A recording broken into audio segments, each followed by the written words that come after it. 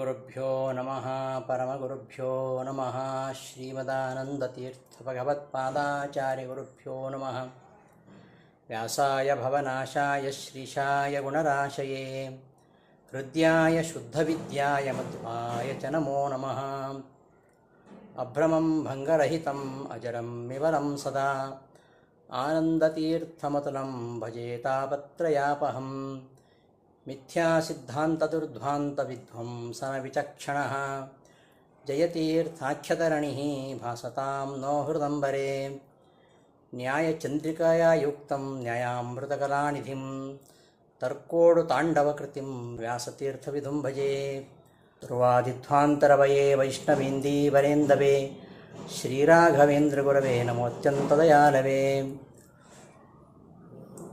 ಶ್ರೀಮತೋ ರಾಘವೇಂದ್ರಸ್ಯ ನಮಾಮಿ ಪದಪಂಕಜೇ ಕಾಮಿತಾಶೇಷಕಲ್ಯಾಣಕರಣಾಕಲ್ಪಪಾದಪೌ ಅಜ್ಞಾನತಿಮಿರಚ್ಛೇದಂ ಬುದ್ಧಿಸಂಪತ್ಪ್ರದಾಯಕಂ ವಿಜ್ಞಾನವಿಮಲಂ ಶಾಂತಂ ವಿಜಯಾಖ್ಯಗುರುಂ ಭಜೆ ತಪಸ್ವಾಧ್ಯಾಯಶುಶ್ರೂಷಾ ಕೃಷ್ಣಪೂಜಾರತಂ ಮುನಿಂ ವಿಶ್ವೇಶಮಿಷ್ಟದಂ ವಂದೇ ಪರಿವ್ರಾಟ್ಚಕ್ರವರ್ತಿನಂ ಶ್ರೀಗುರುಭ್ಯೋ ನಮಃ. ಸತತಂ ಕೀರ್ತಯಂತೋ ಮಾಂ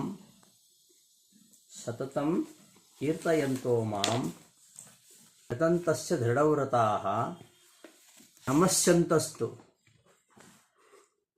ನಮಸ್ಯಂತಸ್ತು ಮಾಂ ಭಕ್ತ್ಯಾ ನಿತ್ಯಯುಕ್ತ ಉಪಾಸತೆ. ಅಂತಹ ಮಹಾತ್ಮರು, ಹಿಂದೆ ಹೇಳ್ತಕ್ಕಂಥ ಆ ಮಹಾತ್ಮರು ಮಾಂ ನನ್ನನ್ನು ಯತಂತಸ್ಯ ಸತತಂ ಕೀರ್ತಯಂತಹ, ಸತತಂ ಅಂದರೆ ನಿರಂತರವಾಗಿ, ಕೀರ್ತಯಂತಹ ನನ್ನನ್ನು ಕೀರ್ತನೆಗೈಯುತ್ತಾ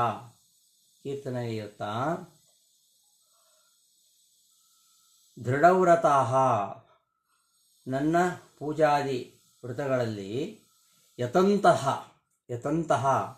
ನನ್ನ ಪೂಜಾದಿ ಕೈಂಕರ್ಯದಲ್ಲಿ ಪ್ರಯತ್ನ ಪಡುತ್ತಾ ದೃಢವ್ರತಾಃ ದೃಢವಾದ ಉಪವಾಸಾದಿ ವ್ರತಗಳಲ್ಲಿ ದೃಢವಾಗಿ ತೊಡಗಿದವರಾಗಿ, ಮತ್ತೆ ನಮಸ್ಯಂತಹ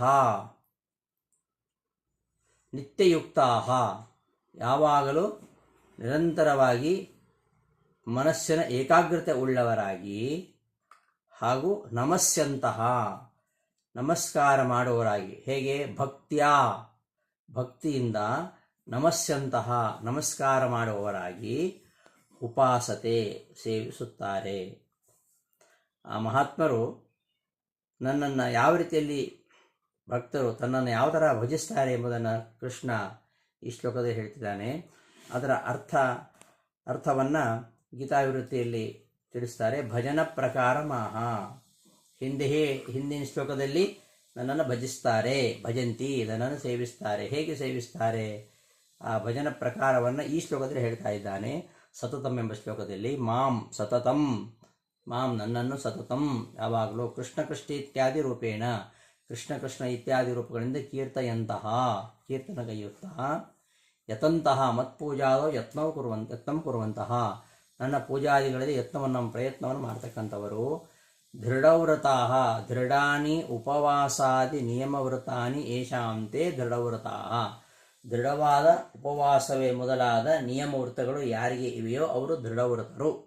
ನಿತ್ಯಯುಕ್ತಾಃ ನಿತ್ಯಂ ಮಯಿ ಮನೋಯೋಗ ಅಂತಹ, ನಿತ್ಯಂ ಯಾವಾಗಲೂ, ಮಯಿ ನನ್ನಲ್ಲಿ, ಮನೋಯೋಗ ಅಂತಹ. ನಿತ್ಯಯುಕ್ತ ಅಂದರೆ ಯಾವಾಗಲೂ ನನ್ನಲ್ಲಿ ಮನಸ್ಸನ್ನು ಇಟ್ಟವರಾಗಿ ಅಂತ ಅರ್ಥ. ಅಥವಾ ನಿತ್ಯಂ ಕರ್ಮಜ್ಞಾನೋಪಾಯವಂತಹ ಇತಿವಾ, ಯಾವಾಗಲೂ ಕರ್ಮಜ್ಞಾನ ರೂಪ ಸಾಧನ ಉಳ್ಳವರಾಗಿ, ಭಕ್ತಿಯಿಂದ ನಮಸ್ಯಂತಸ್ಯ ನಮಸ್ಕರಿಸುತ್ತಾ, ಮಾಂ ನನ್ನನ್ನು ಉಪಾಸನೆ ಮಾಡುತ್ತಾರೆ ಅಂತ ಈ ಶ್ಲೋಕದ ಅರ್ಥ. ಅನುಸಂಧಾನದೊಂದಿಗೆ ನಾಳೆ ಮತ್ತೆ ಸೇರೋಣ ಅಂತ ಹೇಳ್ತಾ ಈ ದಿನದ ಪಾಠವನ್ನು ಸಮಾಪ್ತಿಗೊಳಿಸ್ತೇನೆ. ಶ್ರೀಕೃಷ್ಣ ಅರ್ಪಣಮಸ್ತು.